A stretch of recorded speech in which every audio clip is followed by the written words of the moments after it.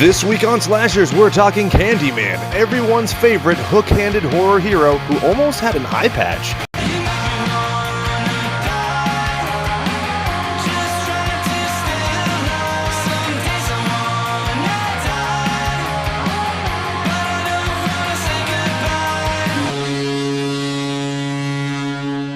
We dare you to say his name 5 times. Slashers pod, Slashers pod, Slashers pod, Slashers pod, Slashers pod. Is that 5? I didn't keep count. I don't know. It sounds a little redundant. Isn't it? It should be 3 but fucking times. Also, this is Slashers, a podcast about movies and more for those who love horror. My name is Jake, and with me as always is my esteemed colleague, co-host, and cohort, Brian. Brian, say hello to the mutant goons from beyond. What's up, douchebags? And to my right, Brian's left, the rookie of the year, we're going to call him. Jim, the Jim Turn, Jimothy Jim Bob. How are you doing? I don't even know if we would even include Jim Turn. I mean, really. He said that he likes the title. He and Chad were both like, oh, we like the titles even though we're co-hosts. Producer Chad. Sorry to interrupt there. How's it going, Jim? Good. What's up, fuck boys? Beep, beep. Beep, beep. That's it. So, had either of you sluts ever seen Candyman before this week? Nope. Nope. So I guess I'm the only person who had, because I'm, such a horror aficionado and all. I have plenty of credentials to host my own podcast. I guess you can say you're a horror buff also because, you are pretty fit over there. I am. I do sit-ups and planks every so often. Wow. Sometimes when my kid, she wants me to be in the same room while she's falling asleep or whatever. And so I'll, do a plank. And I'm, desperately willing in the cosmos for her to fucking fall asleep so I can leave the room. So my core, let me tell you, is sturdy. Because she is stubborn as fuck. And when she doesn't want to fall asleep, let me tell you, she stays awake. She is caffeine incarnate. It's awesome. Yeah, I mean, who needs caffeine when you have a little terrorist running around, right? Oh, yeah. She is bananas, but it's awesome. I wouldn't trade it for anything. Did I say terrorist? She's adorable. She's an adorable terrorist. I'll tell you that right now. Jim, how's your adorable terrorist? Good. When he's, deciding to sleep. A little murder. Well, when they're sleeping, they're not terrorists, so... Yeah, they're cherubs. It's a beautiful little cherub who you do anything to protect, but when they're screaming in your face, you're like, I'm not that attached. I can make another one. Right? In fact, making the other one is the fun part. It's totally true. Remember that, kids. So, anyway, going back, Clive Barker. Are you guys fans of Clive Barker's other films? Hellraiser? Yeah. Hello? Why haven't we done that? Honestly, I'm a huge fan of it. That was actually one of the first horror movies I was able to sucker my wife into watching. She watched it from the very beginning and loved it very much. I'm very surprised that was one of the first ones that you got her to watch, because that is not just taking a dip into shallow waters of horror. That's kind of jumping in the deep end. Well, it kind of goes with Jim's thing, because Jim's not horror movie phobic. He just hates jump scares, and she's kind of the same persuasion. So it's it's not a jump scare movie. It's a horrific movie, and the pacing and everything, she didn't get grossly terrified by. Yeah, I can see that. It's definitely a freight train coming right at you that you are fully aware of. And there's Nightbreed, Midnight Meat Train. I think there's 9 different... Midnight Meat Train is actually a pretty decent one as well, it's not that well known. The ending is falls off the rails, but I agree. There's Lord of Illusions, Book of Blood, Raw Head Rex. I would actually really like to do Raw Head Rex. Yeah, if any of those stand out for you, please do let us know at slasherspod@gmail.com. Jim, had you seen any other of Mr. Barker's works? Nope. I still haven't seen Hellraiser, so... Oh. Oof. Yeah. I think that we've settled it. We're going to be doing that. I feel like maybe that could be a commentary. Yeah, there's enough going on at all times, and it's such a visual movie. I mean, you don't really have to hear any of the dialogue. It's like the Jaws effect. You could put it on mute and still know exactly what's happening. Oh, absolutely. I feel like some of the dialogue from Candyman seems like it would coincide with Hellraiser. A lot, yeah. Right? Exquisite. I feel like they say exquisite multiple times. Yeah. And from gullet to groin? You're just like, all right, British pippity poppity. But yeah, I'd like to see Candyman square off against Pinhead. Let me ask you guys this. Do you like Candyman's power set? Because that's probably what I like most about the character. Freddy makes no fucking sense. He's so sometimes overpowered and underpowered and just whatever, right? But Candyman very specifically seems to have a tether, even in the sequels, to his perception and people's belief in him, and that's where his power set, and he doesn't go beyond. It's not like one scene he's using a hook, and then the next scene he's using the metaphysical thread of non-existence. Right. Yeah, I like it a lot, actually, because it's something that I feel like anybody can pick up a claw like that weapon and use it. You can almost imagine yourself being in Candyman's shoes and using that to gut somebody. Whereas something like Freddy Krueger, you're like, okay, so I have a claw glove. I'm not talking shit on Freddy Krueger because obviously there's great films. But I am. That glove makes no sense except to be spooky. Like, it doesn't make sense at all. Like, you would never use that as a weapon. Maybe as a sculpting tool. Yeah, I like how simple the weapon is too, right? They don't need to glorify it at all. Yeah, and it makes me think of Dustin Hoffman and Robin Williams, so I'm happy about that. Hook. You ever seen Hook? Oh, Rufio. Why don't you go suck on a dead dog's nose? You know what I'm talking about? Yeah. I fucking love that movie. Run home, Jack. Run home. No. Turn it around. So one of the greatest misgivings in all of history, go on Rotten Tomatoes and look up Hook. You will want to go back and punch a 1990s movie reviewer in the nose. Well, that just makes me want to burn down Rotten Tomatoes in general. Yeah. The only thing I don't like about Hook, it's a near perfect film, but the Sega CD video game is too fucking hard. It is unfair. It is a gauntlet. It is a war of attrition. It just hurt my feelings with how hard it would be. Yeah, I was also a child. I always remember the fun soundtrack, or I don't know if it's a soundtrack, the score to the movie. Dun dun dun dun dun dun dun dun. Yeah, it's really good. Where they're getting ready. I vividly remember in my 1L year, I was taking my contracts final, and inexplicably, the call to arms where like the little Lost Boys like walking through and they do like the blinds to get their armor on and all that shit. That song was in my head and I was like, oh my God, this is the equivalent of like having a stroke. Like my brain is throwing stuff overboard and I'm losing my memories like it's Never Ending Story 2 so I can remember contracts for statements. Jesus. I mean, did anybody else have a crush on Rufio? Yeah, I'd suck his... I'm sorry, wait, what? I was talking about Tink. Oh, Julia Roberts with the short ass hair? Oh, yeah. I'd slap nuts with her. They're going to say short ass skirt, but you know. Oh, that yeah, she's a too. hooch. That too. Yeah, what about her like wedding gown? I'm not a fan of that. She's tone that shit down. She looks like a Barbie from hell. I could see that. Jim, were you a fan of Hook? I love that movie. Okay, maybe we could find a way. He uses a sword, so we could use the retro slashers using swords to get it on the show. Are we going to have a versus mode with Candyman and Hook? Honestly, I ain't mad at that at all. That could be a lot of fun. I mean, it's at least a couple memes worth. My mind is already racing. Where Candyman's like, be my victim. And Dustin Hoffman's got a fucking blunderbuss to his head. And he's like, Smee, stop me, Smee. I love it. Shall we get into trivia for this week? Yep. Let's do it. For those of you who don't know, this film is a pretty fair adaptation of The Forbidden by Clive Barker, which was actually released in 1985. Is that what we listened to or what you sent over in? So the BBC in 2013 did a radio play, and that's technically not the book. It is an adaptation of the book, much like the movie is. So there are some liberties seems like taken. It's very similar almost. Yeah, they're very, I mean, he doesn't deviate too much. Really, the setting is the thing that changes most. And so like in the radio play, which I highly, highly recommend, you can find it online multiple places, whether it's YouTube or archive.org, I think. But BBC did a radio play version of it. It's about 2 hours long. And it modernizes everything. I personally like the radio play better than either the movie or the book, which I have both consumed. So I would highly recommend it if you're into those kinds of things, because it modernizes, because like I said, the original story came out in 1985 in Fantasy Tales magazine. And so like cell phones weren't a thing and stuff. So it just makes it feel a little bit more at home.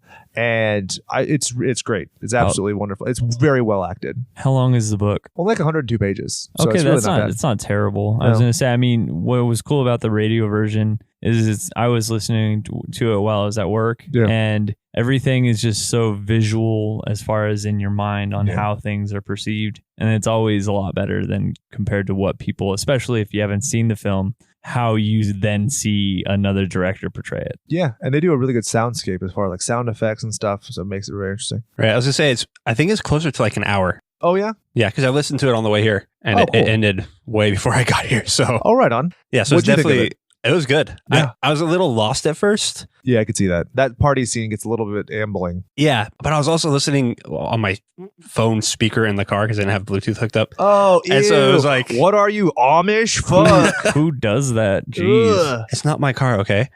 But anyways, so yeah, so the basically, beginning, Jim just admitted to stealing some motherfucker's car to get here, like a G. wife got jacked. Oh shit! But so it's good though. Like Brian was saying, the sound, all the audio, everything is really good on it.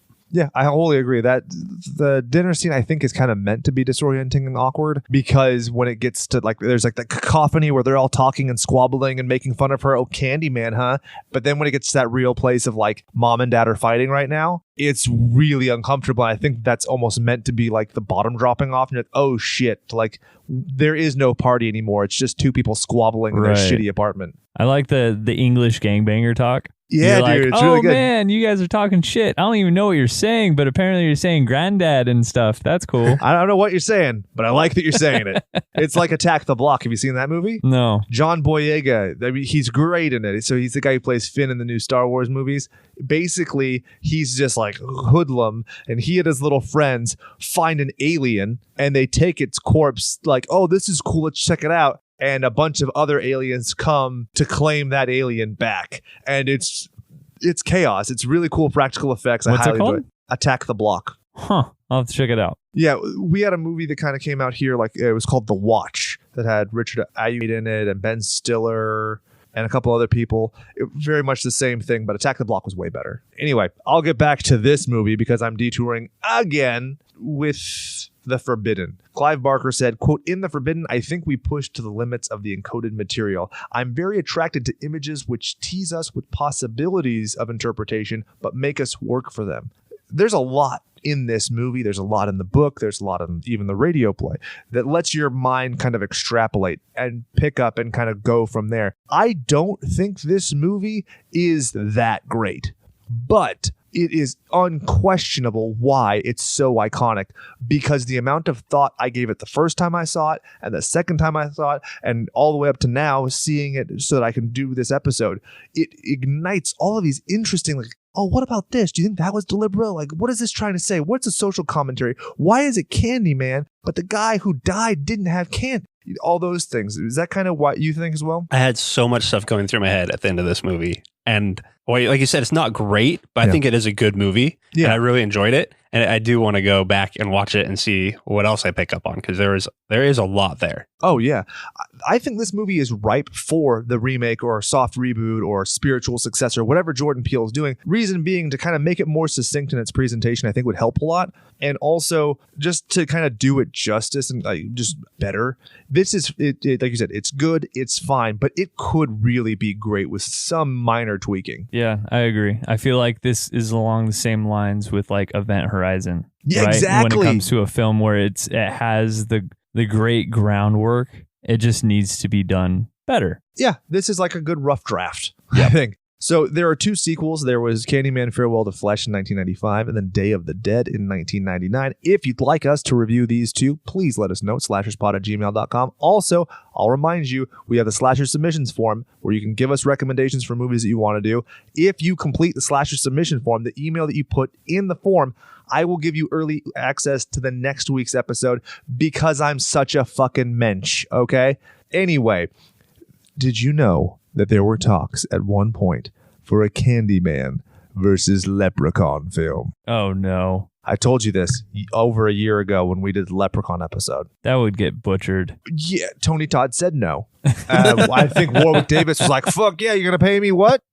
But honestly, their power set would be really fun to see. Like Candyman versus Freddy or something like that, not as fun because Freddy's too overpowered. But Leprechaun's like kind of OP, but then he always gets beaten. So I'm like, it's a fair fight there, I feel. It's funny how their personalities would just completely clash with each other. Like, one guy is just so fucking deeply serious and the other is just deadpan humor. Well, that's one of the things people talk about too. Tony Todd stands so still and he's 6'5". Like it's the polar opposite of the fucking tap dancing Warwick Davis. Like, hidy. Be my victim. Oh, shillelagh. What do you think, Jim? Would you watch that movie? Yeah. Fuck yeah, I'd watch that movie. Tony Todd's been in everything else, so why not? Seriously, dude, this guy's career is longer than my dick. So it's Not Never that mind. long. It's been like 2 things. So Todd said about it was right around the time of Freddy versus Jason, and it came to my desk.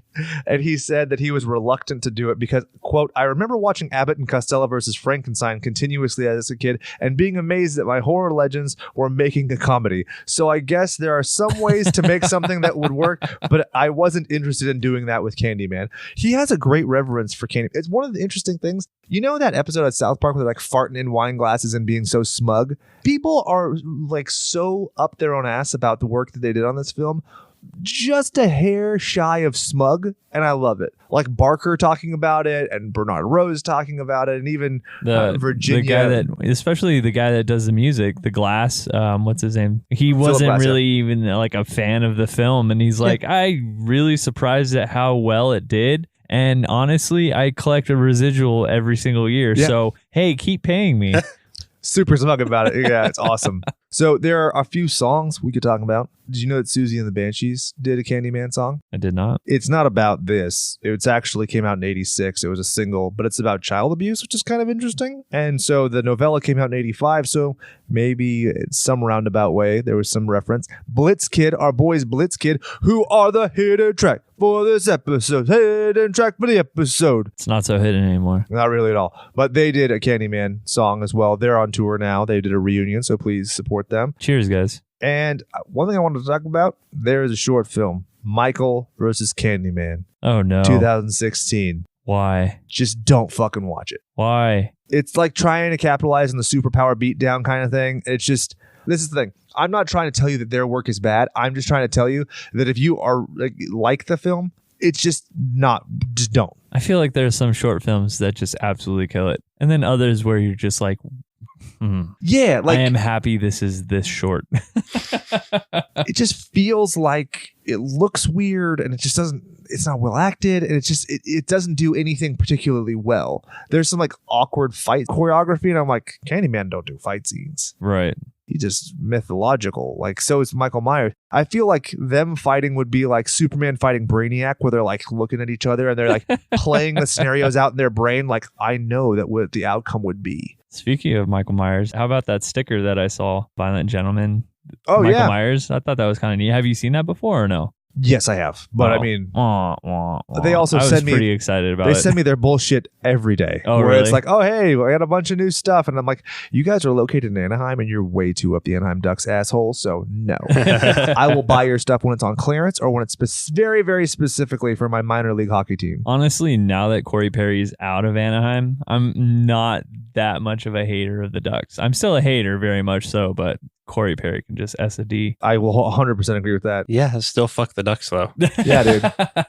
Honestly, my two most hated teams are the Ducks and then the Knights. The Knights just annoy me as a concept. Like, you already had Kings in the same division, and you were like, we're going to be Knights. And then they were better than the Kings. I'm like, you're fucking up the hierarchy. The Knights can't even keep a head coach. So yeah. Whoa, one whole season, you say?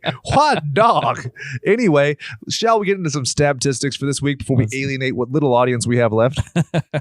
Budget $8 to $9 million, yields a reward of $25.7 million. But this movie, I was telling Brian, did its business in the home video market. That's where they made the majority of their money. Everybody's about that blockbuster life. Hell yeah, be kind, rewind. Basically, you look in a mirror and you say, be kind, rewind 5 times, and then one of the Blockbuster employees shows up behind you and they have I some thought tapes. Jack Black would just show up behind you. And Man, that movie was almost good, wasn't it? Ah, man, I love the idea of sweeted trailers and stuff. Like, I like that, but then that movie was just like, well, this is just it had its moments. It did, but like, it's not worth watching a full movie of. Opening weekend, October 16th, 1992. Its competition was Under Siege. Then the next weekend was Dr. Giggles and Reservoir Dogs, where the title actress in this, her brother, played Mr. Blonde. You gonna buckle, day little doggy? You gonna bite? Yeah, I was. We were whopping 5 years old. Woo! I remember seeing those movies in theaters at the time. Oh, right on. No, definitely not. Yeah, I didn't see Reservoir Dogs till I was like in I high was school, probably in middle school. Yeah. I think I watched it with Brian. Really? Yeah, because I think you brought it over. It was after we graduated high school, though. That makes sense. Was it your reaction when you saw the movie? We're like, man, this movie's amazing. I have to watch it. I have to show it to everybody, because that's like everybody's reaction to Reservoir Dogs, because it's not well known enough. So everybody gets to think like they have found the hidden gem of Tarantino. Yeah, I feel like also there was a moment in time where all you would see everywhere, at least for me, would be the silhouettes of everybody. And I would, like on stickers or whatever, and then people would be like, oh, that's cool. What's that? And I'm like, let me tell you about it. In this garage, rolled up in the back, there are 6 different Reservoir Dogs posters that I used to have, one of which covered my whole wall as a kid. Yeah, that's pretty neat. It's pretty dope. Maybe that's why I wear a suit every day now. Runtime of the film, 101 minutes. Perfect. I could cut a little bit of it. Yeah. I liked it. I didn't feel like any of it was too blah. But I feel just like me. cutting a little bit before Tony Todd gets. He doesn't come in until 44 minutes into the movie, so maybe come in 34 minutes into the movie. That's all I'm saying. They showed a lot of the like cityscape, so maybe it's just a matter of them kind of showing the setting, I guess, and being like really emphasizing on like the culture within Chicago. Exactly. Bernard Rose actually talked about that in, I think it's director's commentary that I listened to or something, where he was basically saying that technology was revolutionary at the time, the overhead gyroscopic technology, so it was very smooth. And so he's like, you can't have that and not use it. And I was like, oh, well, it's fair, but you need to put a little like disclaimer at the bottom, like, we're up our own ass because blank. I feel like this is at a time, though, where more like the intros to movies with stuff with the credits and stuff was a bigger thing, and it's not really a thing anymore. I feel like the people who made this movie thought they were making Silence of the Lambs. Like, that's kind of like how seriously they take it, which is fine. It's just like, you're not quite there. But Tony Todd had actually talked about there were an additional 10 minutes to the movie. Specifically, there was a part where he talks about like the surrender to me that he said that they cut due to the interracial romance, because they thought that the whole like the King Kong effect is something that I've heard it compared to, where basically you have the black man who is portrayed. People take King Kong. I'm not saying this personally. I'm saying this is the analysis. Right. King Kong, he's representing the African character. He's abducting the white woman. Exactly. And he's primitive and he's primordial, but then the white woman is saved by other white men, and that's something that black men lusting after white women. It almost seems like it would be racist to think that a black man couldn't have a white woman as being like somebody they can seduce. If it depends on how it's presented, because there is a stereotype that black men are attracted to white women, but there's also, if you presented it in a way of like, oh well, why couldn't they? Exactly. Like Get Out, I don't feel like it's racist. I don't feel like it's pulling on it in the same way, where he's dating a white woman. Right. It's not like fetishistic where you're treating him as like a tribesman or something, which is, it's all very weird. I don't know that I'm allowed to talk about the racial stuff given that I'm a white guy, but just know I'm all about black people and everybody but white people. I fucking hate white people, you bastards included. Let's keep going. You. Directed by Bernard Rose, some fucking cracker from London. Should have been a black guy, I feel. That would have made the movie a little bit better. Where are we going with this?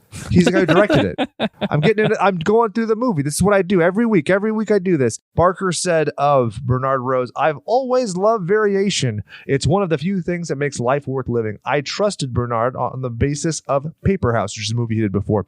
And that trust was completely justified since he's made a very intelligent movie. There was no way I was going to lay down the law as to how he should make his movie, and we worked together with nary a crossword.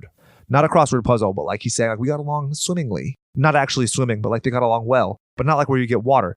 Nobody? That was 3 good dad jokes, one after another. You guys are tired. Step up, motherfuckers. So they actually stared an agent at CAA who told Barker, like, hey, just so you know, I rep this other director. He loves all of your work, and he's actually mentioned me that there are 3 shorts that you've written that he really wants to adapt. So that's basically how the whole thing came to be. Barker said he took the thematic material in the story and expanded it and turned it into something that was very much his own. I watched over the thing and worked with him on story conference with him and did all of those things. But at the end of the day, it's Bernard's movie, and I think he did a tremendous piece of work. He goes on to say, I still prefer the short story to the movie, though I am still a great fan of Candyman. Film is a collaborative art. In that case, it was a story created by Bernard Rose and myself based upon the short story. In other words, a marriage of the minds. That's cool though. It's kind of nice to get a little pat on the back after the fact. Yeah, this is the exact opposite of your Shining effect, right? Where they're like, oh no, this is great. Because like, let's look at Candyman, shall we? He looks nothing like the way he's described in the book. In the book, he has like milk white skin and crazy cheekbones and purple, blue, and patchwork clothing. So he's like Willy Wonka. Very much. He's very gaunt and creepy looking versus Tony Todd is like very powerful and, he's ebony versus this like pale ass cracker boy. Right. How tall is he again? 6'5" in real life. Jesus. Yeah. Big dude. Especially a big dude to be like ripping out of a fucking window. Spoilers. That's crazy. How did he do that? Oh, maybe with the cable that was attached to him. Yeah. That you see. So, yeah, it's pretty blatant. Bernard Rose said of resetting the film in Cabrini Green, quote, "It's a place that's scary without the need for monsters." Because this place is fucked. We'll go into a couple of different things about it. Cabrini Green was a housing project that was located in Illinois, and the 50th mayor of Chicago, Jane Margaret Byrne, who was the first female mayor, decided to change her quote-unquote permanent residence to Cabrini Green to say, hey, I'm dedicated. We're going to rejuvenate urban housing. We're going to make this a viable place for people to live. She made it 3 weeks. Yeah. This low-income housing, over 2/3 of the inhabitants were children, and then the rest of them were like single mothers. A lot of these people knew that their welfare would diminish significantly if they got married. So the climate was very specifically like single mothers like Anne Marie, who you see in this film.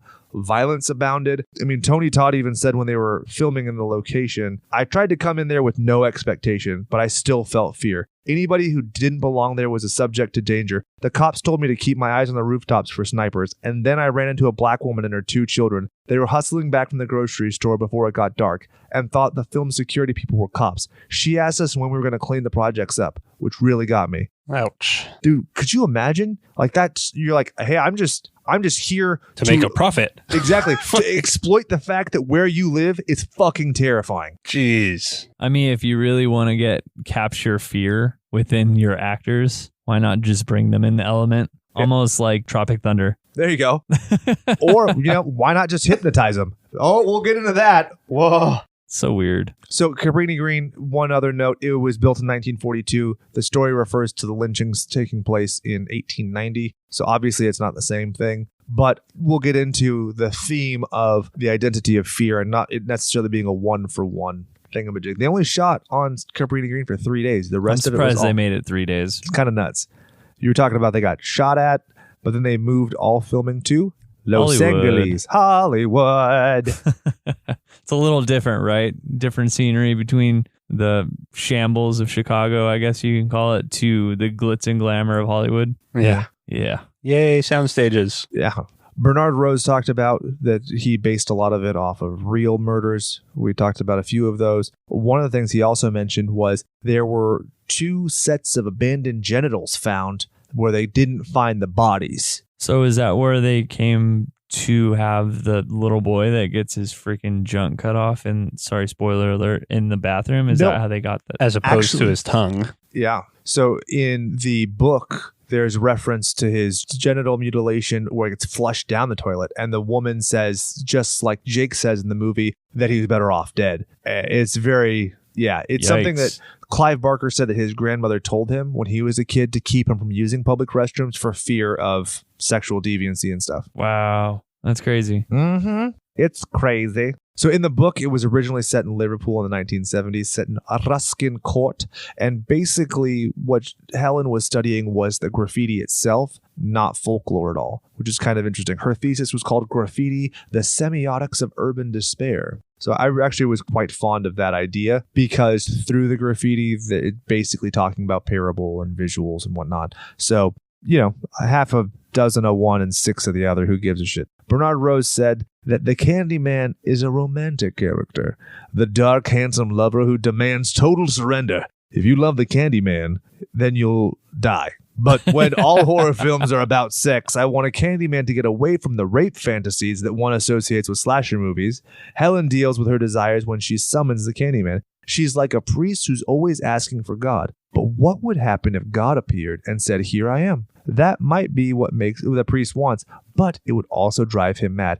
That's fucking what? You start talking about pee-pees and then you're talking about God? But I get what he's saying. It's just like, that's the rambling on You put those two together, it makes perfect sense to me. Yeah, you dirty boy. But I mean, what do you think about that? Because at one point, even I think Clive Barker was talking about the idea of like how desperate God would be to make you believe in him. You know, that's one of the things that Candyman gets his power out of being feared, right? So basically the idea of he's doing these things to instill belief. So it's like it almost increases his presence within the, like, I guess, human realm, right? Quote, Candyman really poses the question that if God exists because we believe in him, what would happen to him if our worship ceased? Would there be a 5-minute period where God is running on belief, and would he try to win his followers back? And so this is basically Candyman saying like, no, I'm worth being afraid of, and here's why. Isn't there a song called Running on Empty?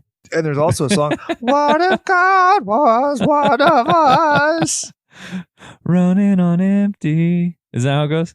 Something like that. I don't know. Yeah, that was the theme song for the Running Man episode. That's right, it was. Yeah. That makes sense. One thing I wanted to touch on, for a lot of people, there have been accusations for years that Clive Barker might be HIV positive, he might have a drug problem. In 2012, he went in for a dental procedure and fell into a coma due to toxic shock. Jesus. And so for like the last 7 years, he's been in recovery.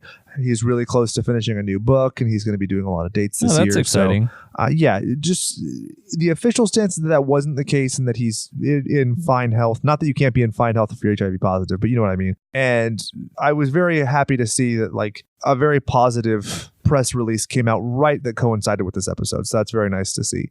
The film was distributed by TriStar Films and Polygram Filmed Entertainment. As Brian said, Philip Glass is the guy who did the music, who basically collects a check. And honestly, the music this is like the John Williams score, if you will. Right. Where I'm like, this movie would have been fine, but the music really elevates it to me. And shall we talk about the hook itself? Yes, sir. Bob Keane, director of Lost World. No, not Lost World Jurassic Park, but the 1998 Arthur Conan Doyle based on. Yeah, it's fucking terrible. You should watch it. It's really bad. But he made the hook in 3 hours. Now, allegedly, the legend goes that they actually hired a blacksmith to make the hook. This man found out it was for a Clive Barker film adaptation, having seen or heard of Hellraiser, and because he was a devout Christian, refused to sell them the fucking hook. So what happened? Bob Keane made his own hook in 3 hours. Oh, okay. I was thinking that maybe they were using it and then he's like, give it back so I can melt it into a cross or something. The power of Christ compels you. And that is basically the statistics for this week, gentlemen. Shall we get into nicknames? Nicknames? Prick names. Virginia Madsen as Helen Lyle, not Helen Buchanan, which is in the book. I like Buchanan better, but Lyle. It always makes me think of Lyle Lovitz, who looks like the whitest cracker I've ever seen. So I told you guys off air, she reminds me exactly of Tyler from Point Break. I kind of wanted to call her Point Break, but I totally understand if you have any other things. She was in Dune, The Haunting. Like I said, she's a sister of Mr. Blonde. What do you got? Not Dana Scully. Not Dana Scully. Yeah, I was going to say that too. Ah, man. I thought it was her at first. You thought it was Julianne too? Yeah, I thought Absolutely. I could see that. Absolutely. I was like, I just saw her boobs. Wow. Like more of a side boob. Never seen that, but no, I think it's full on boob. It's full on boob.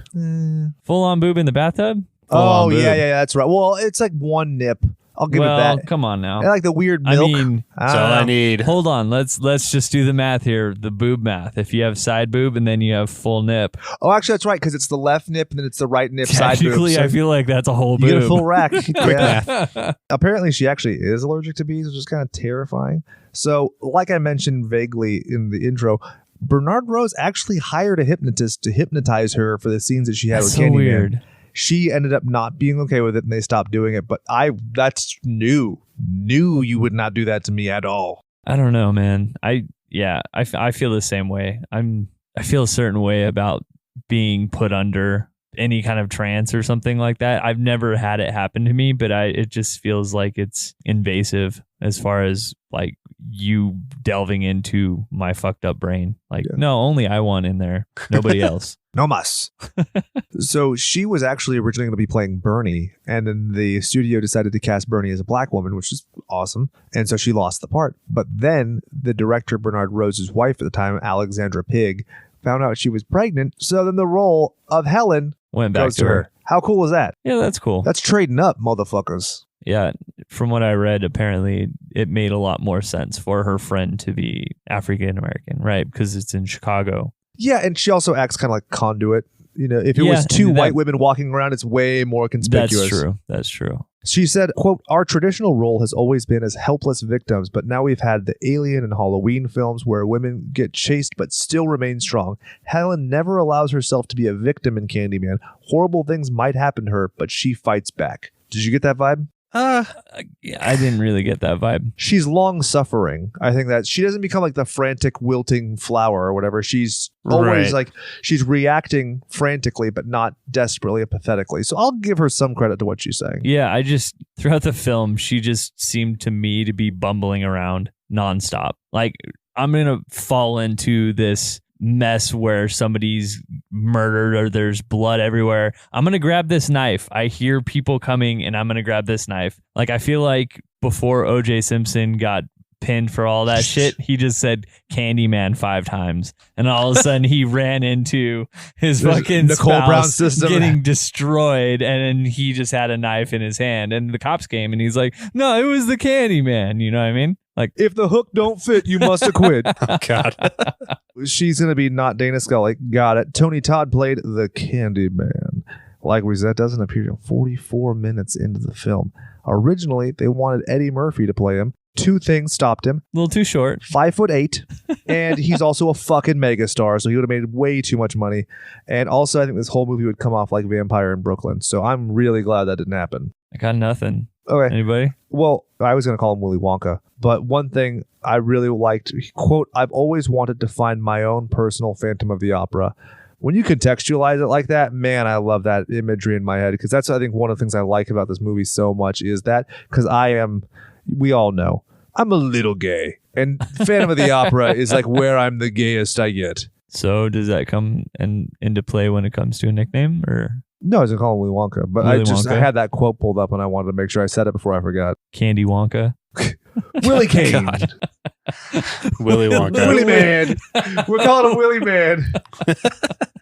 Dude, there's a lot of good info in here about him. Like, crazy info about this movie and him. Oh, yeah. It's like $1,000 bonus for every time he got stung. 23 grand. Hey, biatch. that's fucking smart strategy when it comes to, possibly getting hurt on the job. I want you to acknowledge that I made a horticultural reference there. Biatch, as in a bee who stung him and got him 23 grand. But apparently they were also fucking with bees that were 12 hours old or something, and they were too young to be able to sting. So why didn't he? That was just his mouth. Just the ones in his mouth. Oh, because that way they couldn't fly out of his mouth, and they had to stay on his tongue, and they couldn't sting him. Plus, not Dana Scully or whatever the fuck we're calling allergic her. to bees, yeah. She was allergic to bees, so that's another reason why. How about you don't take that role? That's crazy. You don't want to die. Yeah, but then apparently beforehand, so Barker was like, you're not really fucking allergic. Was it Barker or was it Rose? It might have been Rose who said, I don't believe you. I feel like you just are afraid of bees. It's all just in your mind. She's like, nah, let's go to the doctor and I'll put it to the test. And they actually found out she was more allergic to wasps than anything. But whatever. I did not know that. The more you know. One of the things I find very interesting is in the original Candyman story, his backstory is virtually unknown, but Todd was very keen on coming up with the backstory and really adding to that character because he's so into the motivation. He's actually a very accredited stage actor as well. So that's something I think is really interesting when an actor gets to inform the art that they're creating. So what do you think? Do you like... I like the backstory a lot. Yeah. I think it plays well into, I feel like, the remake. If they were to continue using what he came up with from the original. And I could imagine it being that much more intense and almost like off-putting when it comes to like slaves and the different things that have to do with the racial tension between owners and slaves and whatnot. Like, I imagine Peele, who is directing it, I think right? just producing, but yeah. Or producing, having a big, I guess, push on like emphasizing how dark and morbid it once was. Yeah, for sure. I think it's really interesting because it makes him a sympathetic character. Otherwise, he's just the boogeyman. Right. But here, he's suffering. This is a revenge film in a lot of ways. So that's awesome. 3 years before he did the film Hatchet, he actually got to meet Adam Green at a fan convention, and the guy like bought stuff from him, and they talked for about a half hour. And then he's like, hey, you want to be in my movie? And he's like, nah. And then Kane Hodder's like, hey, you should be in this kid's movie. And he's like, nah. Then Robert Englund's like, hey, you should be in this kid's movie. And he's like, okay, fine. But that was fun. He was like, he actually remembered the guy from the convention. It was like, hey, that's so cool. You're making your art. Now you can pay me to do my cameo. And also, so going back to the description of the Candyman, I wanted to show you, this is the first artist depiction of the Candyman. You can see. That looks like Babadook. It does. So it was a black and white, and it was a terror tale from the Books of Blood. And you can find it, just Google what he originally looks like. The actual quote is, he has an unruly red beard, waxy jaundiced skin, rogued cheeks, blue lips, eyes like ruby, and a patchwork coat. None of those things happen. And then one thing that was interesting, so a week before they were filming, Tony Todd got to go out to Chicago with Bernard Rose. We'll call him Bernie. And, quote, we're both music fans, so I took him around to every blues bar that I knew in the city, including the world-famous Checkerboard Lounge. How cool is that? It's a great way to bond with somebody. I like it. And the last quote I wanted to give you from Mr. Tony Todd, I actually really enjoy it because I think that a lot of lessons can be learned from film. You know, I was talking to somebody about how my kid was watching Star Wars or whatever, and I got like the judge me look because she's less than 2 or whatever, and I was like, okay, that's fine. But you can still learn a lot through film, through narrative, through understanding. Quote, I love film. I grew up on film. Me and my aunt, we watched an 8 o'clock movie every night, and then she used it as a morality tale. You know, you watch White Heat with James Cagney. He's up on the roof. Top of the world, Ma. And at the end, she says, what was that, son? Who was good? Who was bad? There's shades of gray, but at least we were able to increase my morality. And I think there's a lot of kids who don't necessarily have that today. That's really cool. I think it almost has him put into perspective that not what's in front of you, the emphasis on what's behind everything within a film. And it's almost like he's doing a book report, which is pretty neat. Yeah. Right. It also helps with your retention. I mean, you're understanding interpersonal things. Like, my kid knows to play jokes on me now.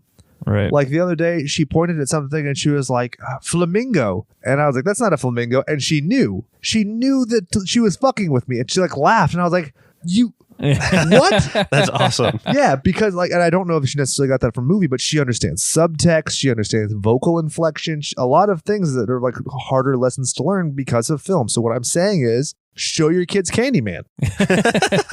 Xander Berkeley as Trevor Lyle. Quote, she's not my mother, Todd. Do you guys remember T2 Judgment Day? Yep. Come on, John, go in there. You're not disrespect your mother. She's not my mother, Todd. So here's the thing about that. Remember the text that I sent you about Trevor being a dick? Yeah. And you're like, yeah, dude, remember in T2? I was talking about the audio, the radio version that I listened to before he's so annoying. Yeah. Before I had watched the movie. So I had no idea. I was like, I guess. That British pippity poopity guy?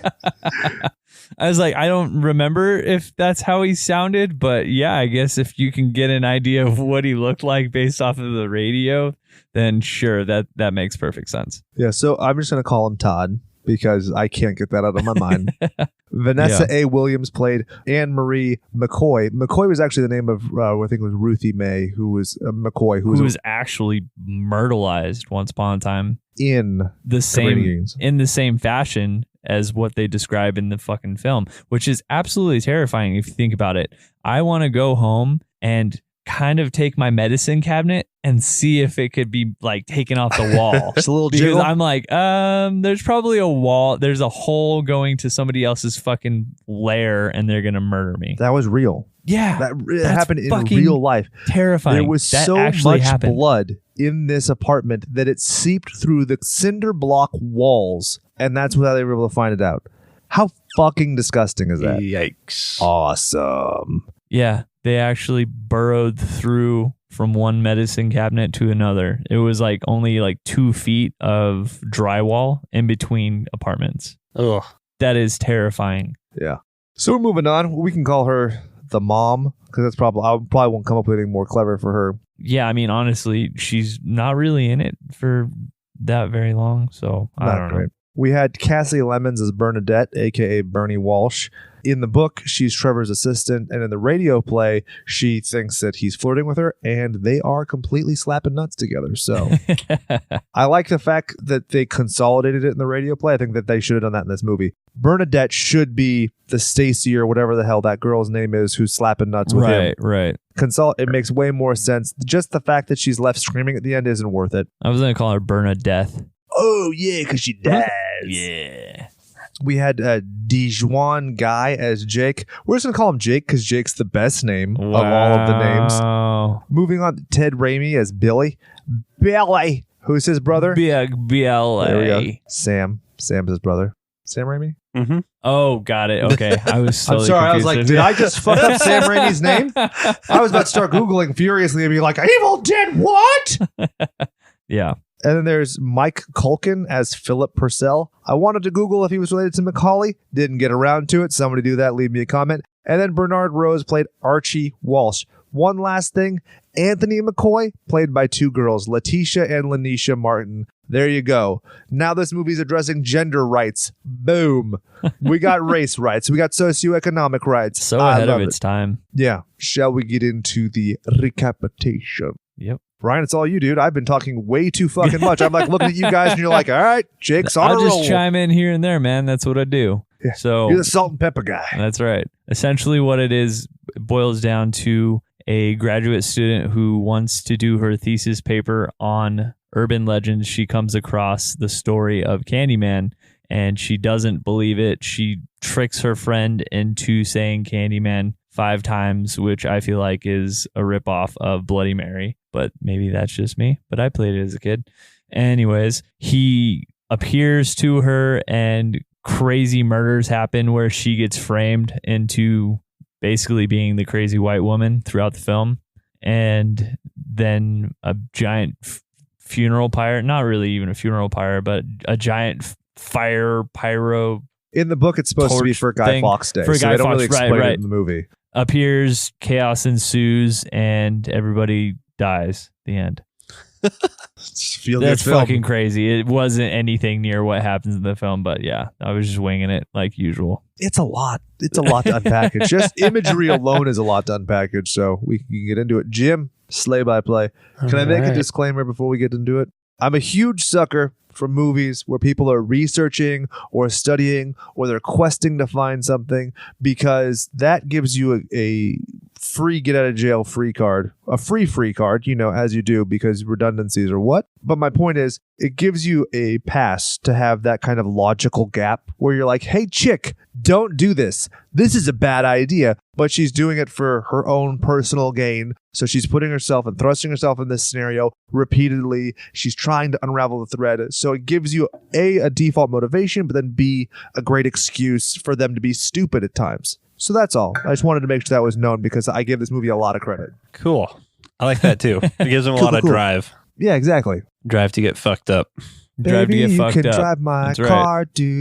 But what's really great about it too, sorry to jump ahead or jump in front of you, Jim, but a lot of these films, a lot of the horror films have these stupid sounds that actually sound very ominous. And then somebody's like, that's weird. I'm going to go ahead and do that. Or I'm going to go ahead and inspect that. Or I'm going ahead and going down into the basement when you shouldn't go down into the basement. Whereas there was really none of that in this film. Yeah, there's not a whole lot of her. It's not like stupid moments where you're just like, why the fuck are you doing that? She's doing it all because she wants to pique her curiosity. And this is all fueled off of her investigation. Thesis, yeah. Right? It's situational. It's not within the situation. Like the fact that she puts herself in that scenario is bad, but not like within it. She's not making like those stupid gaps. Yes. I get you. All right. So the movie opens with a panning shot of a freeway and a cityscape, which we already talked about. It is called a sky cam using a 500 millimeter lens with no vibration. And there is some weird mass of bees that comes up over the city. Yeah. And then we hear the Candyman's voice. So deep. They and will sultry. say I shed innocent blood. What's blood for, if not for shedding? Yes. And then, so bees engulf the city, and then he says, I came for you. Yeah. And then it fades out to not Agent Scully interviewing a girl. That's, funny enough, every time I nut, I say that, whatever porn I'm looking at. Wait, what? Dana Scully interviewing a girl? No, I came for you fuck. Huh? Sorry. I'm sorry. Come again? Dana Scully interviewing a girl. My wife's like, excuse me? No, she's probably like, by now she's like, oh, we're done? Okay, cool. Yeah. It's not even anything weird. Dana Scully interviewed a girl. Oh, okay, I can go to bed. Thanks. It's juice time. So this girl's telling a story about her babysitter, and she says, the scariest story I've ever heard. And so basically it's about this boy, Billy, comes over and to the babysitter. And that was Raimi, right? Yeah, that's Raimi. Exactly. Right. Did you guys happen to catch that it wasn't her actual boyfriend? Yeah. She's totally cheating. Exactly. She likes the fact that he's a bad boy. But what's funny is he's the bad boy in this. But if you remember in Spider-Man, he's the guy who J. Jonah Jameson's like, food poisoning scare, Rave City. He goes, so people got poisoned? Right. The exact opposite. Another thing it's called range, motherfucker. Another thing that I noticed as well is they happen to say that she was willing to give him something that she didn't. The virgin. She wasn't prepared to give her boyfriend. I'm like, wait, so why the fuck is that guy still around, right? What, the hymen? The boyfriend. The hymenator. He's just like the placeholder, I guess. Yeah, well, he's the guy to like buy her things and take her to a movie. This guy bringing it back. It's been a while. Raw dog. It's been a while. I haven't done it. I was thinking about it the other day. Like I was on a dry spell for a while. It's been a minute. So congrats, Jake. Now I'm going to say it 5 more times this fucking episode. You wait. Maybe you'll start singing too. 4 more times. You already said it once. Raw dog. The raw dog is going to show up behind me. That's going to be bad. I'm going to clench my butt cheeks now just in case. Anyway, so she sends him downstairs and then says, Candyman, the final time. And then he's sitting there and he's like, I'm going to get my dick wet. And then blood trickles out of the ceiling thing. And that's how he ends up getting his dick wet.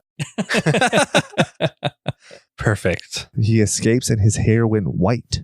2 different times they talk about that. That's interesting. Oh, and then the baby dies. Oh, yeah. And so she finishes the interview. She leaves the room, goes into another room, and that's where we meet Bernadette. She's interviewing another kid who is kind of creepy. Yeah, that guy's weird, man. He kind of had like a Zach Morris kind of look to him, right? Yeah. And they talk about killing a baby in an oven. And then here's the weird thing. Helen and her homegirl smoking cigarettes in a school. I noticed that too. I was like, wow, you guys are so fucking rebellious, man. Tobacco-free zone, motherfucker. And then the next scene, we go to the University of Illinois, and there is a professor, and they're talking to the students about urban legends, and basically just calls them bedtime stories. And then Not Dana Scully comes in, and we find out that she's a professor's wife. Did you catch the fact that they foreshadow the entire film on the chalkboard? What? No. Really? Okay, it's very Shaun of the Dead. The lecture notes on the chalkboard. 1, some, if only a little basis in truth. 2, often a victim seeking revenge. 3, resides in a forbidden area, sometimes to keep children from that area. 4, deformities. 5, appliances, blades, hooks, etc. Oh, that's so cool. It's a whole movie. It's rad, right? I like it. Which adds to a theory. Shall I regale you? Go for it. There is no Candyman. There's never a Candyman. It's only Not Dana Scully. I also thought about that as well. Yeah, well, I think they kind of play on that, right? Well, her constantly getting framed for all of these murders almost makes it seem like that is the case. And then, but then this is me jumping way ahead, but like the review, or I guess the video of her within the insane asylum. Yeah. And it shows her freaking out at absolutely nothing, kind of leads to believe that she's slowly slipping into insanity. Yeah, but the basics is that this sets off the delusion, and then the head trauma when she gets ganked by that not Candyman dude is what actually makes her go off the deep end. Because until then, she's straight CTE, man. Yep, about that Chris Benoit syndrome, dude. It's believable. Yeah. I like it. The only thing that makes that theory weak is the idea that she's been in the institution for a month, and then how was baby Anthony alive, if not suckling the bloody finger of the Candyman? But we'll get into it. And then also the fact that she's in her restraints, and then all of a sudden the psychiatrist that's interviewing her just gets fucking decimated right in front of her face. But check this Unless out. she's imagining all of that. There you go. Because when Tony Todd pulls her out of or when Willy Wonka, excuse me, so uncouth of me, when he pulls out the strap, he only pulls one part of it. He doesn't unbuckle anything. So that's showing like it's not really hooked. It's just a figment of her imagination that is hooked. It's very Sybil. It's very Fight Club. Do you think there are alligators in the sewer, Jim? Answer me. No, but there are giant rats. Giant rats. Fuck you looking at me for? I'm no narc. You white ass cracker. The giant rats ate all the alligators. The albino alligators that are blind. Yeah. Yeah. So going back to... So we find out that Helen is the professor's wife, and then the student... Fucking Stacy. That little has a thing hoochie for the professor. Oh, and Helen, not Dana Scully, totally catches on right off the bat. And, I mean, you guys are not playing coy at all. Like, bitch, I'm gonna fucking kill you later. Stop flopping that pussy around my husband. And not so many words, but sure. And her husband's like, come on, she's in love with me, but whatever. She's just a hot piece of ass and you're only crazy. What's the difference? The next scene is Helen transcribing her interview, and the house cleaner or housekeeper overhears her talking about Candyman, and she gets her other house cleaner. Was it a housekeeper or is it just like a custodian? Oh, housekeeping. Like, I think, right? It's like, because they're still at the university, Yeah, right? Yeah, okay. Yeah. Sorry, I'm like, is she back at her house? No. She's at the university, but it's like... I mean, they do show her she house. Has two housekeepers? They do show her house, and it's fucking huge. So, It's I mean, super it nice, wouldn't surprise me. The other cleaner comes in and talks about how the lady who was killed and how she heard noises and someone came through the wall and killed her with a hook. That's terrifying. Yeah, no thanks. And then what she says, she mentions it being in the papers, which gives credence to it. So then Helen goes and searches the microfilms. Right. And then she shows them to Bernadette, and she comes up with like, this is where she kind of lost me. She has like pictures of the Greens, and then she also has a picture of her own apartment. And she like puts them side by side. And yeah, I didn't notice this until obviously after the fact, where she like very clearly explains in detail, like, okay, well, these are set up exactly the same way, right? But in the scene itself, I was also confused. I was like, oh wait, are they the same building? I thought for a second that she was in the same building, just remodeled. No, basically it's meant to show that they have the same starting off point. It's the same just perception. structure, except I'm over here and this is a much better area compared to what this is over here. Yeah, arbitrarily, because there's this highway in between. And that's basically what they're saying is she has every opportunity that these people have. She's just the same, but because of her white privilege, because of her position, because of just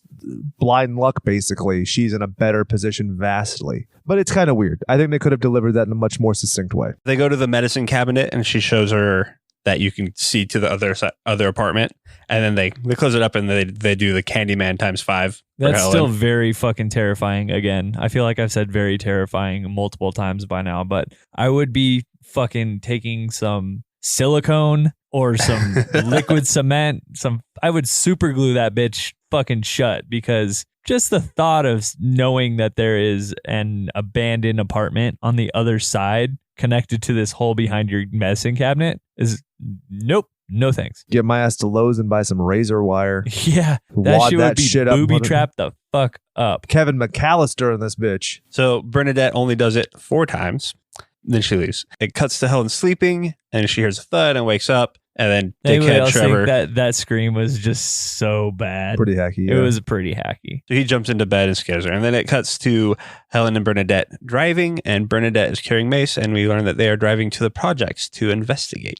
Did you notice that everybody is smoking at all times in this? Because in the car they're even smoking. It was like really distracting to me. I was like, what is this happening right now? Is this Casablanca? I really like the fact that they reinforced how much of a douche the husband is over and over again. Like when he comes home late and he's like, oh, I'm super smashed. You automatically know what the fuck was going on. Yeah, he was playing Super Smash Brothers at his friend's house on GameCube. He lost bad.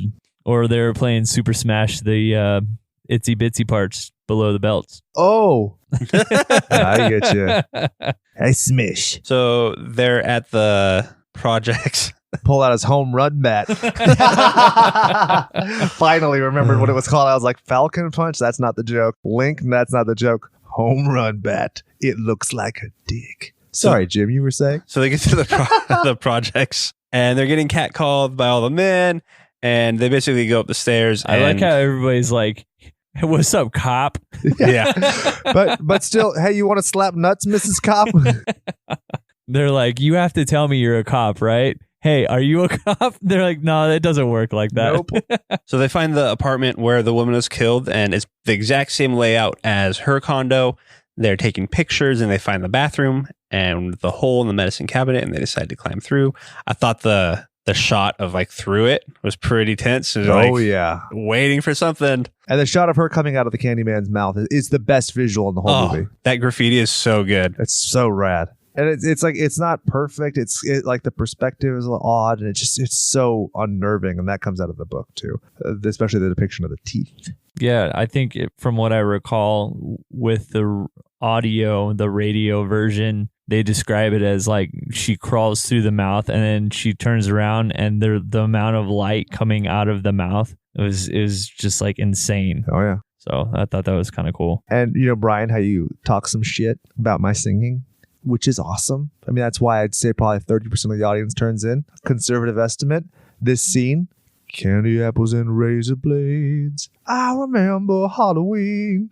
Because she finds candy that's a fucking razor blade in it. Biatch. Do you know what I'm talking about? Do you think that holds any kind of semblance to the stories of people like saying, hey kids, don't eat all the candy that you see, make sure you check it before because of razor blades? Yeah, which like has largely been debunked. This film basically just like reiterated like, listen motherfuckers, there's crazy assholes out there. Yeah, exactly. So they climb back through the mirror and they close it, and as they close it, like what happens when you summon him, there's a lady standing there. Do you guys think, or do you guys remember her picture taker, her camera making all those fucking weird sounds? I was like, did cameras sound like that once upon a time? Yeah, because she took the last picture, so it was rewinding the film. Dude, it sounded like Do you remember what film is? She was shooting like a fucking laser and it was like, well, it's certainly dramatized, yeah. What is film? You're talking about the movie itself? What is it? You mean like the smegma in my uncircumcised penis? That little film? Oh, no. Just kidding. I'm snipped. Do you want to see? I don't know what's happening right now. I'm so tired. Dude, can we talk about this? My wife's grandma died. My grandma died. Terry Jones died. This is a rough week. So basically what I'm saying is if you're not a Patreon patron, could you imagine? Please, God, don't. Just donate. Yeah, donate. If not to us, then to some fucking charity, a Terry Jones related charity. Or Australia. Yeah. We're going way off here. And now for something completely different. So the lady that appears behind them takes them back to her apartment and basically talks about living in the projects. Did you guys get a feeling that like she didn't exactly invite them in? They just basically followed her. They're like, hey, we're kind of fucking freaked out here. Can we follow you back to your apartment? And she's like, I guess. So they tell her why they're there and they get her account of when Ruthie Jean was killed. How Ruthie Jean is not my lover. Just a girl that's murdered. Yes. So the next scene is Helen, Bernadette, and Trevor out to dinner with Purcell, another person. Oh, he's such a douche. Yeah. And Archie. That's where you get to see Bernard. And Archie. Purcell's talking about how he wrote about Hookman 10 years ago. The legend first appeared in 1890. And this is where you get the backstory that Todd came up with. Right, which I think is really cool how they actually included it within the film instead of just like including it in the film and not explaining it, right? If they would have just been like, okay, well, here's the backstory, but instead they like basically took Candyman's actor's portrayal of it and gave it to a white man. Yeah. That's kind of a fucked way of looking at it. It is, yeah. He should be the one. Yeah, that's pretty weird. It is more succinct, but I definitely agree with you. Give us a good old flashback, right? Well, they do a flashback in Candyman is it like too, the Wayne's World? But because he has a hook hand, it's only half. But yeah, it's based on the actual murder of Ruthie Mae McCoy, a 52-year-old who was shot 4 times on April 22nd, 1987, and struggled with paranoia. Yeah, apparently the way they caught the guys that killed her, where they were peddling her big screen TV and like other things down at the lower apartments. Oh, Jesus. Is Come that on, Ruthie Mae's big screen? Come on, guys. He's like, At no. least move it down a couple blocks. Yeah, right. Jeez. Should I go over the legend or just... Yeah. So the legend first appeared in 1890, where he was the son of a slave and he was a skilled artist who fell in love with a girl that he was supposed to paint a picture of. Did you happen to notice how he described the girl? Her virginal beauty. Ugh. What a fucking creep. That hook goes up that skirt later. I'll remember that. Oh, yeah. So her father sent men after him who sawed off his hand with a rusty saw, smeared honey all over him, and he basically died from bee stings. And then they burned him and spread his ashes all over Cabrini Green. Not a fan of any of that. Sounds awful. It's also a lot, right? Mm. Like just having a hook is one thing. Just being eaten by bees is another thing. Just Beans? Eaten by beans. Killer Bees? beans. I said bees. I think you It said sounded like beans. beans to me. But it I'm sounded gonna like listen it. to this again, and we So will you're volunteering find to edit this episode? Fine, then I said beans. No, I think you're doing this one. Too late. You already Bitch. said it. Biatch. Beezach. Anyway, my point being, get it? Haha. Editor's note, Brian did not edit this episode. Also, he is a cum bubble. But then like having your ashes burned on the unhollowed ground, like each one Right. of those things is an origin. They just put 3 of them together and like, oh, and also he's called Candyman. Anytime I hear somebody saying anything about somebody being killed by bees or attacked by bees, I always My girl? imagine Nick Cage Oh. going, bees! From The Wicker Man. Awesome. So the next scene is Helen is back at Cabrini Green Projects, and she goes to the apartment of the lady she was at before, and there's a boy outside, Jake. Which is the best nickname ever. So she asks him about the death, and he says he could take her to show her where Candyman is. So he takes her across the street to a park and the bathroom and tells her of the boy that got killed. He didn't get killed. He got his dick cut off right. and he was better off He dead. was better off dead. Ugh. Do you like how he was like, oh, he's kind of a special kid? And she's like, oh, special? Like, what do you mean? And he's like a retard. Yep. You're like, whoa. Drops the hard R. So his mom was across the street and kids start screaming. So a big man in the store runs over there and after 5 seconds comes out shaking and his hair had turned white. Which, like Jake said earlier, second time that's been mentioned. And the scene goes inside the bathroom and the kid's junk is torn off. There's blood all over the floor leading to the toilet. Yeah, it's a pretty gruesome scene. Yeah, dude, it's gnarly.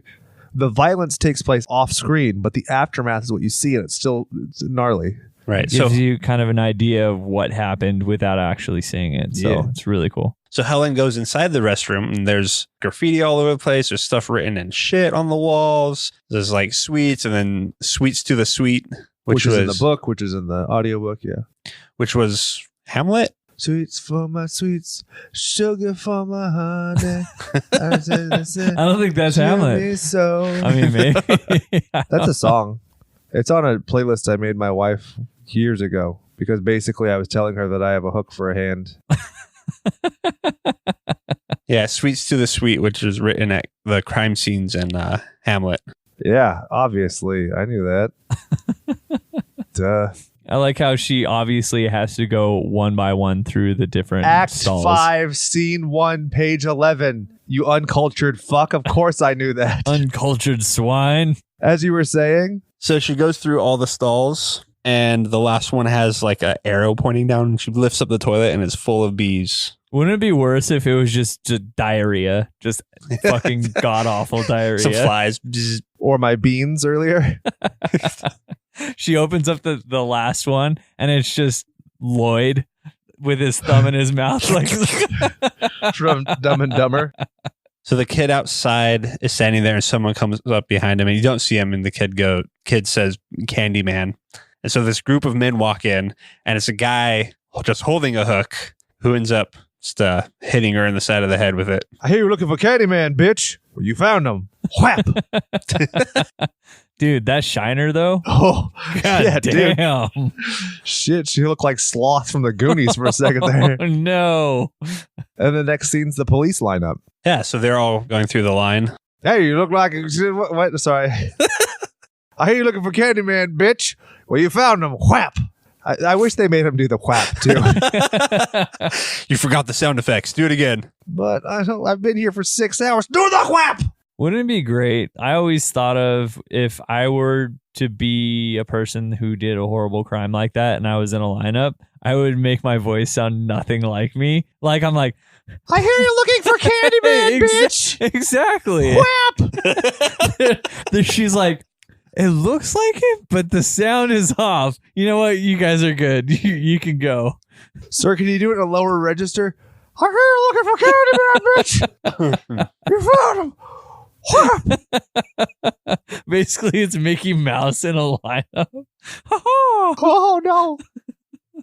So the next scene is Trevor getting home and Helen making dinner. And every time we see him, he's making like there's always a little bit of a comment that suggests he's not telling the truth. Oh, for sure. Where were you? I was slinging dick. I mean, not that. Well, at this point, she also is very much aware of what's going on. It's just a little bit of subtlety in her part when she says, like, you are hungry, right? He's like, of course I am. Why wouldn't I be hungry? I just ate roast beef curtains on some co-ed. No. Sorry. We're not talking Arby's. No. Oh, God. Horseradish sauce. I assure you that my co-hosts are laughing. They're just doing that silent laugh where you're like, what are we doing? So then Bernadette's like, oh, well, science.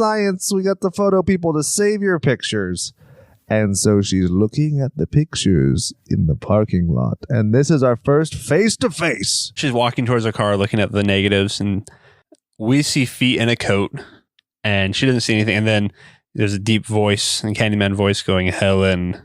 And she starts having like flashbacks to the pictures that she took of the graffiti and him with his mouth open. I came for you. And so he's on the other side of the parking structure, and he walks towards her, and she looks hypnotized.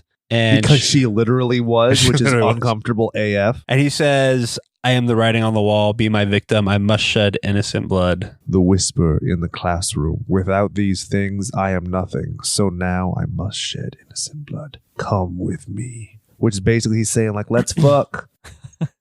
And then shit gets crazy. Yeah, dude. It's like, what? It went from probably like a 4 at that point. You're like, oh shit, Candyman, that's really scary. And then all of a sudden blacked out to fucking blood everywhere. Why is everybody screaming? Where all this blood come from? I hate it when that happens. Yeah, right. She wakes up on the floor of the project's bathroom, and they're screaming. She's covered in blood. She opens the door. There's a dog's severed head and fucking a knife. Dog head, man. Super bummed about that. It was probably the worst kill of this movie. Yeah, pretty gnarly. So she picks up the knife, and then she opens the door to see Anne-Marie standing over her crib with a bunch of blood everywhere and the baby gone. Isn't it like a meat cleaver? I feel like it's a meat cleaver. Yeah. It is fucking crazy. So Anne-Marie attacks her, and in her defense, Helen hits her in the arm and causes blood to splurt everywhere. That's pretty cool. And then the police come in. And then she's being processed, which is super uncomfortable. All right. The one thing I would love if, because she's trying to advocate that she engaged in self-defense, right? Right. She's pulling the O.J. Simpson. So while she's being processed, I wish that she would have been like, they drew first blood. Oh, no. Then they spray her with a hose. And she's like, why are you always pushing me? And then that's when they have her strip off all her clothes. Yeah, because that happens in the film. I'm not making that up. Yeah, that's what ties it all together to First Blood. Okay, yeah. You were having a blank stare, so because what I just said. Mr. Court Reporter, will you read back the minutes? My bad. It's okay. I thought you were punking me like I had said it wrong, and I was like, no, I did say it right. I'm going to take a That's all right. I'll delete all of this. So it's all you're editing it? Sick. Brian did not edit this episode. So she's at the police station. She's getting processed, and she's covered in blood, and she's stripping. She has to lift and show the underboob. She has to show the underboob. How It's demeaning. so weird. Well, you can hide stuff if your titties are big enough. I can hide a shiv under my titty now. That's just my dad bought. Imagine if you got some double D's. Double D's nuts. You could hide some fucking brass knuckles under that titty like you're William Regal. I could hide a fucking Glock under this taint. Oh! That's because of the hair, though, not because of the size of your balls. The cop's like, does anybody have a machete? I'm gonna go home and get my weed whacker. Then you bust it out. You're like, let me go, copper. Dude, just use a weed burner. Just a little propane fucking hookup. Propane accessories. God damn it, Bob. God dang it. Jim's like, I have shit to do. I'm gonna kick your ass. Brian's always had the best. Oh, thank you, sir. Thank you. You're too kind. You're too kind. So here's where we find out that the baby is missing, and she is locked in a cell, and she has a vision of the baby and Candyman Hook. I like how they, like, when they're questioning her, they're just beating around the bush, and all of a sudden he's just like, "Where's the baby, bitch?" Yeah. I'm done fucking around. Where's the goddamn baby? But it's the same cop who was so nurturing to her before when the fake Candyman had attacked her. So it's a great way of showing, like, this, you have no safety net here. Nobody's rooting for you. Nobody believes you. So she makes her phone call to Trevor at 3 a.m. and he gone slapping nuts. He could be editing papers, but probably slapping nuts. The only way he's editing papers is if they're on the headboard. It's like, I'm going to give you a D. Oh, no. Oh, no. So they leave the police station and they go home with Trevor and the lawyer. And then cuts to Helen is in the bath and Trevor comes by and he's like, I got to pick up something at school. Mm-hmm. You got to pick up that skirt. And then...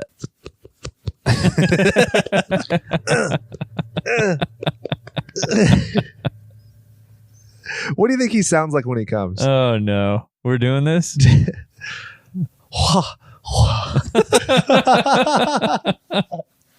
Jim, what do you think he sounds like when he comes? You got to do one. No. Come on, Brian, your turn. I like you worked a little Nixon in there. Jimbo? Do it. Let's start a slow chant. Do it. I can't do it. I like how Jim's like, I'm gonna totally make up one, but he's really gonna do his. Yeah. He's like, I can't. That's mine. You can't have that. That's mine. Do it, Jim. It'll feel so good. It'll make you nut. I want to see his O face. You remember the pink Muppets from the Mana? Do, do, do, do, do. That's what I look like when I come. Ooh. Do, do, do, do. And then Sierra's like, Mana.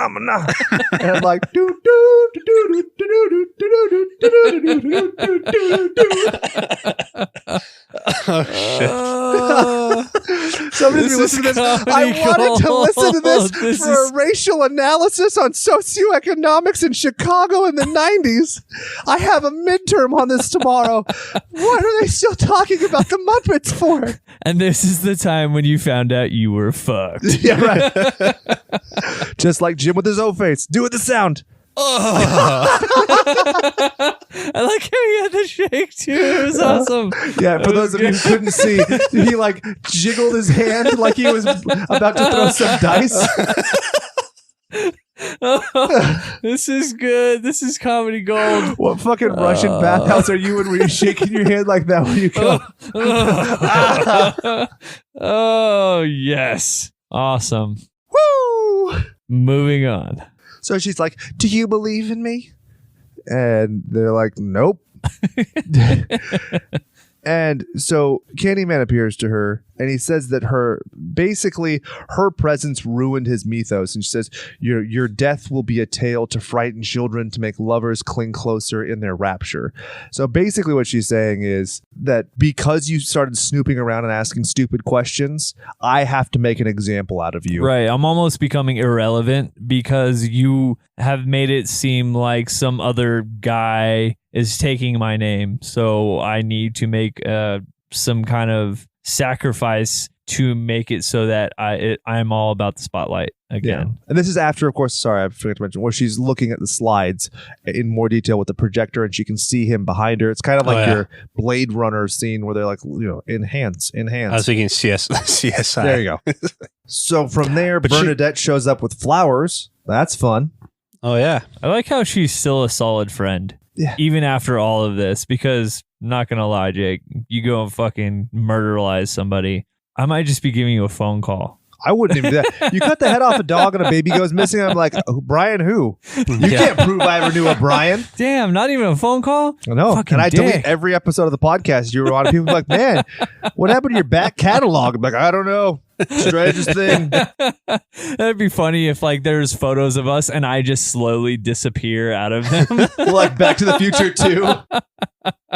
After she sees the reflection and she hears him talking, she goes to the mirror. Yeah. And then he like breaks through and she starts running, runs out and sees him down the hall, runs back in, runs into the kitchen, grabs the knife. And then he like comes to her and basically spikes her like in the back of the neck, kind of. It almost seemed like he like caressed her neck and then like she had blood on it. Yeah, it's just a little cut, but then this is where she's Would begging you say it was Bernadette like one last caress?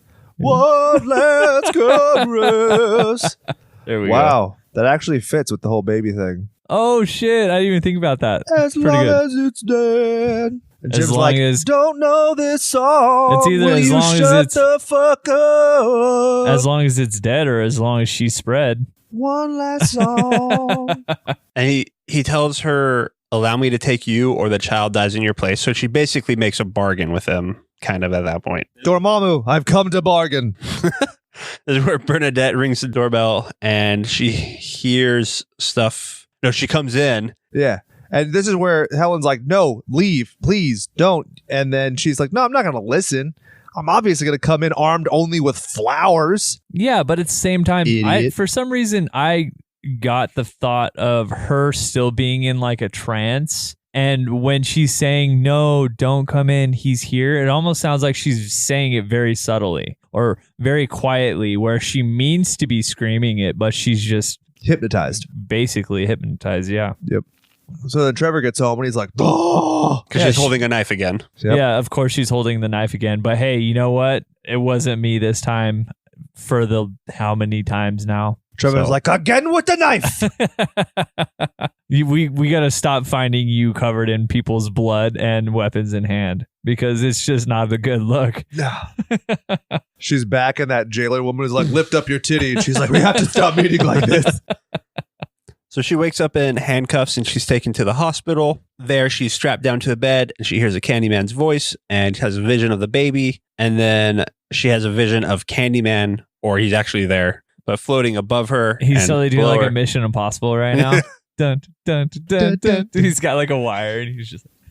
I was thinking Kung Pao Enter the Fist when the chosen one is doing push-ups by breathing onto the ground and he's floating. But yeah, yours is good too. So she gets sedated, and then we go to another scene where there's the baby crying. I want to be sedated. The fact that you sang along, yes. Jim for president. You're putting up with us really good tonight. Jim turned 2020. So the baby goes to the scene of the baby crying, and then the Candyman just sues him by sticking his finger in his mouth. So fucking He's weird. feeding him blood. Oh, is he so feeding him weird. blood? Yeah, he like touches his wound and then feeds it the blood. I feel like it would make more sense if it was honey. Sweet for my sweet. Oh God, Sugar no, for my no, no! honey. I'm talking about him originally being covered in honey and the bees attacking him. I'm not saying it's like dick juice or anything, man. I was just singing the stupid song, you weirdo. So Helen wakes up in the hospital, and we find out that she's been out for a month. But that's strange. Her hair looks exactly the same. It's weird. Yeah. She gets rolled. She goes and talks to the doctor, and she's been charged with first-degree murder. And she's basically says like, okay, this is not me. This is the Candyman, and I can prove it. I like how great that is, right? Because you can imagine as being the doctor where she's like, I swear I can prove it to you. And she's like, Candyman. And he's like, okay, enough. Just fucking get out of my office right now. Do you see the stack of paperwork I got to get to? I have a board of directors I answer to. I don't have time for your shenanigans.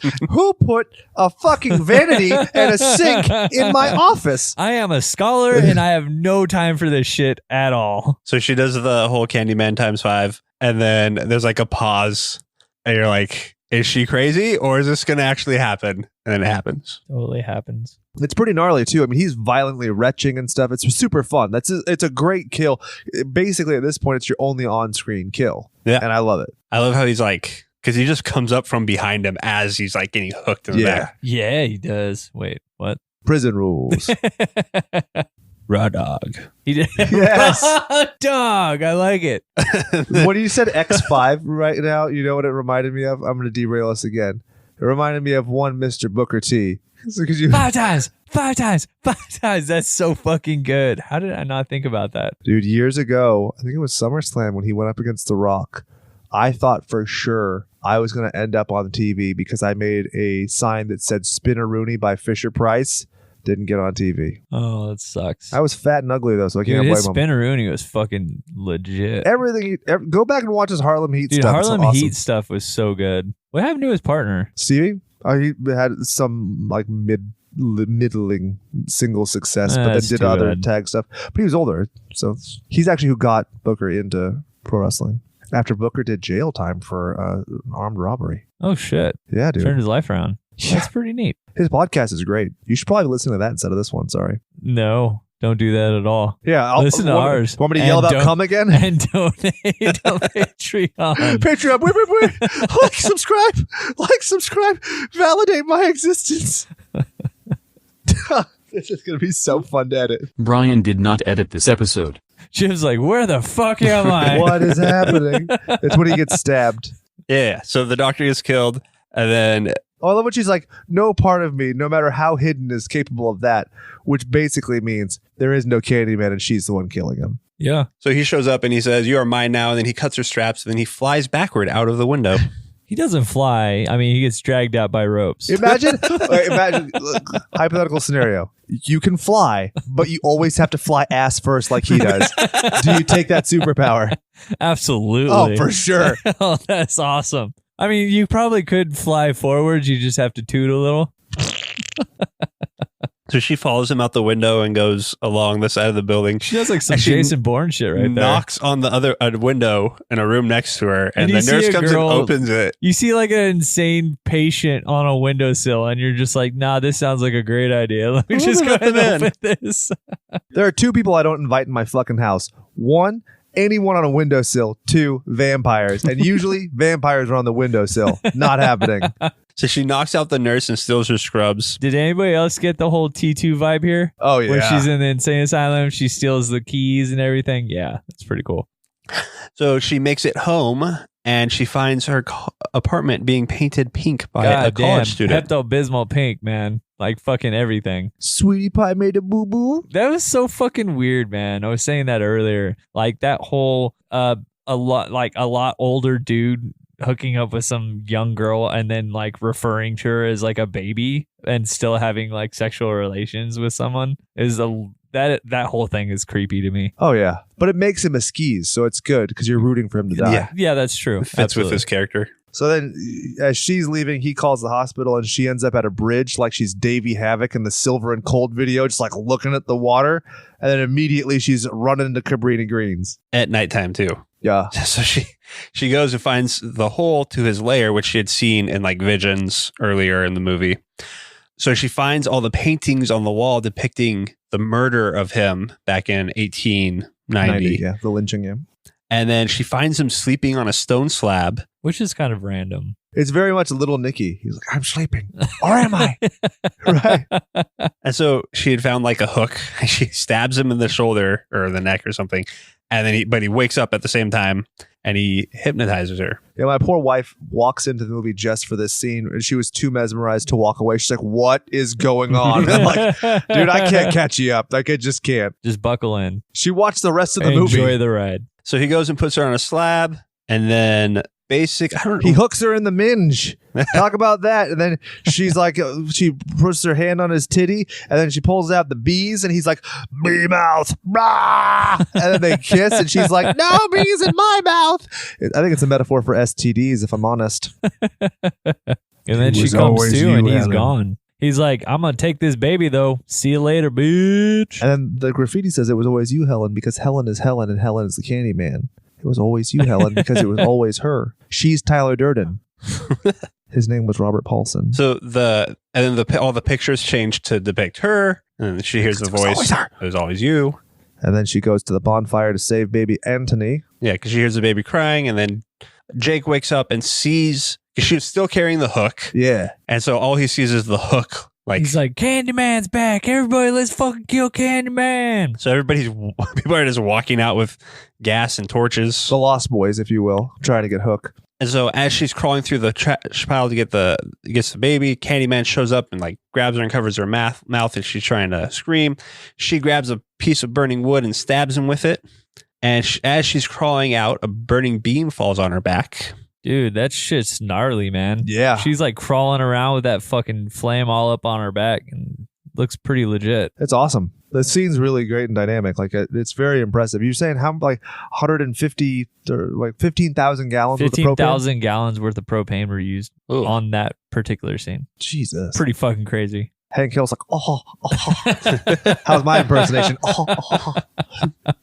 Oh. So God damn it, right. I gotta go whack it in the shit.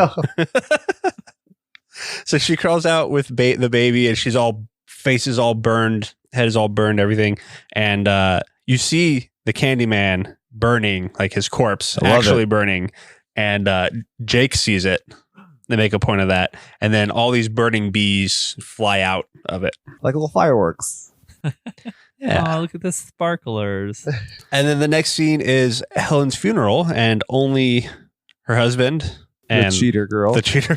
And then two other people are there. And Purcell and Archie. I like how they show her in the coffin and you're like, God damn, those people at the funeral home really know how to clean up a corpse because she does not look burnt at all. Well, her head's still like one big scab. Her scalp is. Right. But I mean, her entire face in the previous scene was just completely scarred and burnt. I love the way this scene ends. Like, it is very intense. Like, that the chick who plays Anne Marie does a killer job of making you believe like she's feeling something, you know?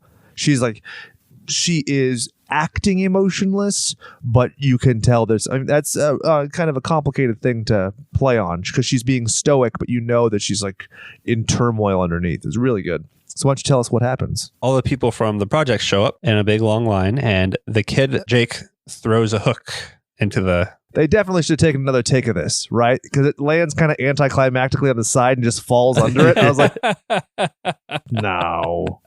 Do that again. I mean, at least a slow-mo fall. Yeah, there you go. Yeah. You should fall like the hook needs to get stabbed into it and sit up. I mean, that... Well, it's almost like he was like walking up to the hole and then tripped and fell. Oh, shit. And then it just like fell out of his hands and fell into the hole. She stops being stoic. It's like, you idiot. So the next scene is Trevor at home on the toilet. Looking shook.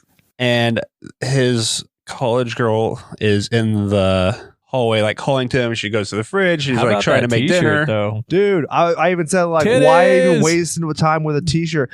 My notes literally say, why wear a shirt at all if them nips gonna shine and poke through so much? Hashtag no bra club. Dude, those things are fucking weapons of their own. I like to see her sword fight with Helen. Helen's like coming at her with a knife and a hook, and she's like, ping, ping, ping, ping, ping, ping. So Trevor's in the bathroom crying about losing Helen, and kind of the scenes are like contrasting what the girl is doing in the kitchen to what Helen used to do for him. And then she's like cooking post-concussion syndrome. I'm like, oh, I'm just going to make you dinner. And he's like, I should have eaten that roast beef. Oh. So he keeps saying Helen, and he keeps saying her name in front of the mirror. And I couldn't tell He says it 4 times. I couldn't Did he tell. say 4? I think, but he says it one last time at the He very says it end. 4 that you see. It's presumed that he said it the 5th time. Okay. So I couldn't tell if it was just, it almost seemed like he was doing it like the myth. Like he's doing it on purpose. He's doing it on purpose rather than to just die. saying her name out of grief. It said the first time, the first 2, I think he's just saying it. And then he's like saying it intentionally. Because he says, Helen, oh, Helen, Helen, oh, Helen, Helen. So, yeah. And then he shuts off the lights, right? Yeah. I think they get shut off, right? Oh, That's maybe. part of Helen's superpowers. Click, click, click, click, click. So she appears and then butchers him.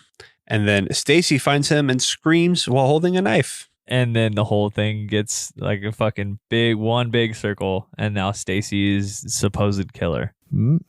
And then you get the mural at the end with her on fire. I'm on fire, and now I think I'm ready to bust a move. Check it out. I'm dancing, but then I didn't It's a great movie. I think it's a good movie that could have been really, really great. Yep, absolutely. Honestly, this is so in the solid. same. It's in the same vein as Event Horizon for sure for me. But the thing is, it's so groundbreaking in so many ways in terms of its subject matter and its presentation that like I can't be mad at it. Like even in its form where it's not perfect, it's still fucking groundbreaking. Yeah, so that's it's true. like I don't know. This is one where, yeah, it's easily a classic. For my personal preference, I think that Tucker and Dale versus Evil I enjoy more, but this one is amazing.